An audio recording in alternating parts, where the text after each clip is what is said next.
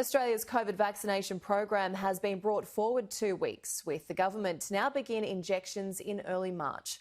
The opposition, though, still wants to know what the hold-up is, accusing the government of being slow to sign contracts with drug manufacturers. Jonathan Lee explains. In a world of coronavirus chaos, Australia remains largely an isolated island sanctuary.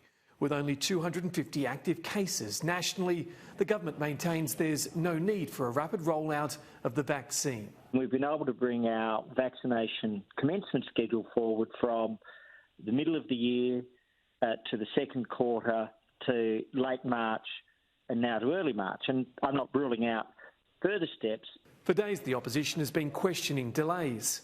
Well, they said that wasn't possible a couple of days ago, believing the lag between the time the Therapeutic Goods Administration approving the jab and the actual rollout in March is due to the slow signing of contracts with pharmaceutical companies last year.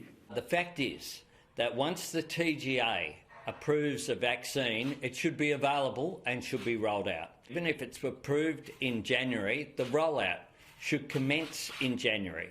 The government insists batches must be tested. Safety trumps everything, and there are some, such as Mr Albanese, who might want us to skip the testing of batches or skip the full approvals process. The Council of Small Business wants the vaccine to be delivered as soon as possible. Well, we've always said over the decades that in small business it's about confidence. If you're not confident, it's very hard to write a business plan. It's very hard to employ people. It's very hard to look to the future with any confidence and care for your own family. And that's what this is about. So people say, OK, we've got a vaccine coming. It's the right vaccine. It will work. It's being developed well. That will add confidence to the small business community. And through them, that'll add confidence to the overall Australian community.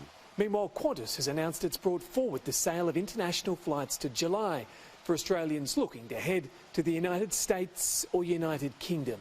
But the government has made it clear it will decide when travel bans are lifted. The Health Minister is still unsure whether the vaccine will prevent people being contagious. But what we don't know is how effective it will be at preventing transmission.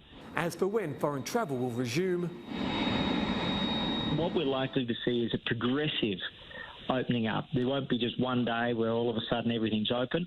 Or when lockdowns will be a thing we tell our children about. Jonathan Lee, Sky News, Canberra.